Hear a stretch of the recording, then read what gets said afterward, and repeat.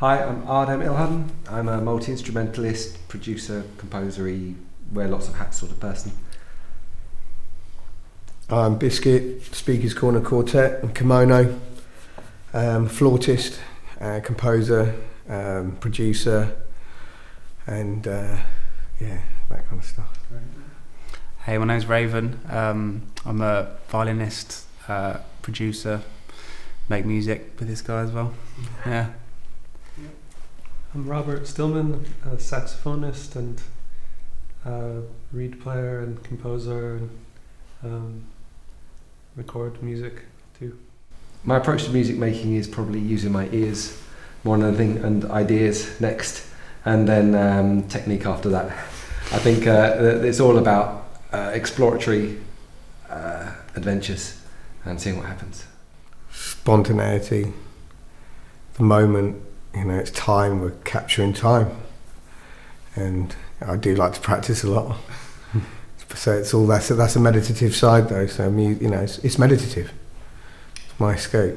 Of late, I've been really into like processes. So having a different set of parameters which define that work. So whether that's time-based or equipment-based or compositional things, like recently that's definitely been how I've been making music. Sum it up, I guess it's probably doing something, laying some sort of groundwork that's on a conscious level, like learning something or learning a skill or a bit of music, and then putting that away, and then just trying to be unconscious and draw upon that, but in some kind of intuitive way. So try to get empty to whatever I've learned, but knowing it's there still, and try to generate stuff from there, I suppose. When approached with this, I was really excited because I've been wanting to make music with other people for ages, and I found myself making music on my own loads recently, and so I was thrilled to be asked in.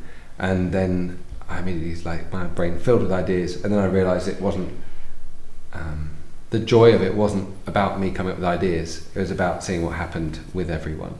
As we got close to the time, like about a week ago, I started thinking, okay, maybe we should get some things doing, and I sort of fired off an email thinking, I'm actually not going to have any time to do anything, because the world suddenly just does that, where you suddenly realise, it's only 7 days and I'm really busy on all of them.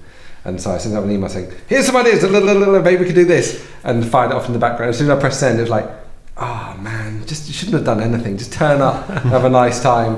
And so there's there's various compositional practices that I like to explore and try things out of, but in the end it was much better not to even think about that and come into a room and just sort of feed off what was happening and explore things as you go along. I think what's brilliant is being in a room with a bunch of adventurous creative people, where you don't have to worry about what everyone else is doing, because they're doing a brilliant amount of stuff. Sometimes when you're in a room with session musicians, as a composer or as a producer, you have to give them input, and you have to sort of direct, and you have to kind of shape things as you go along. And I walked into it and just turned that part of my brain off. I didn't have to think about anything. Just had to respond, and it was such a joy. Good to have a play. I haven't played for just a couple of weeks. I had some other things happening, and I was a bit I thought a little bit anxious about it, and then came in today and just let it flow, and that's fun, man. I think that's a really good point. It's really important to play music, play with music, to mess about, and I haven't done that enough recently. I think the modern way as well, people in bedrooms with laptops, or studios with laptops, headphones on, organising everything. It's so easy to get wrapped up in that, because it can be productive, you can get things moving. It's like, I need this thing, I'll just slap it on myself, and it's very easy to lose sight of that. I mean, the other's true. I love working as a one-man band and unit as well, but it's such a special and unique thing to play with music with other people. So I think always collaboration. You just always learn so much. Everyone comes at music and life from such a different angle, and these things always bring about an interesting change of perspective or something, so sort of I knew that I wasn't going to know what it was going to be like, and that's a really nice thing, like trusting the unknown and knowing the only thing you do know is that you're going to learn something, you know, and that's my favorite thing about collaboration. Yeah, I mean, I feel the same way. When you're working on your own, it's sometimes hard to create a situation that's where it's unknown enough to learn in that way. Completely. Yeah, and like you have to be strategic to create those spaces on your own. Whereas here, I feel like I have a lot to think about and to work with. You know, just from listening and being in the room with these guys and hearing what people are doing and how things combine, and it's something that's hard to replicate on your own. I take it for granted. I forget that this is actually this nourishes the other process big time, and it's so amazing that you know, I mean,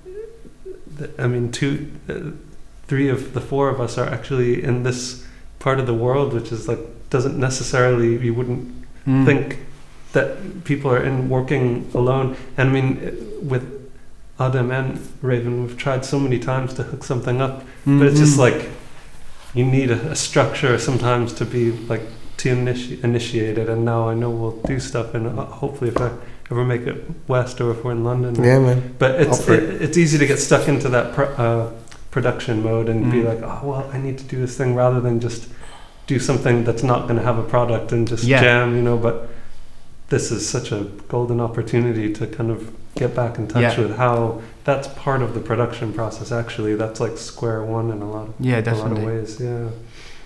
And I think also it's quite unique this, because obviously you have jam sessions, but this is a bit more like going to like a dojo to jam or something, isn't it? It's like being recorded. In like a studio where it's really peaceful and there's people that are around that are like they're listening and chilling, and it's very, very different. And also at a gig, you got to think about like the structure of the jam and make sure that you're playing to the room, and like that you're not doing it's too boring, or like you know. But in this situation, to create like that with people, with creativity, to just do one thing and stop and chill, have a coffee, and that's a really unique thing.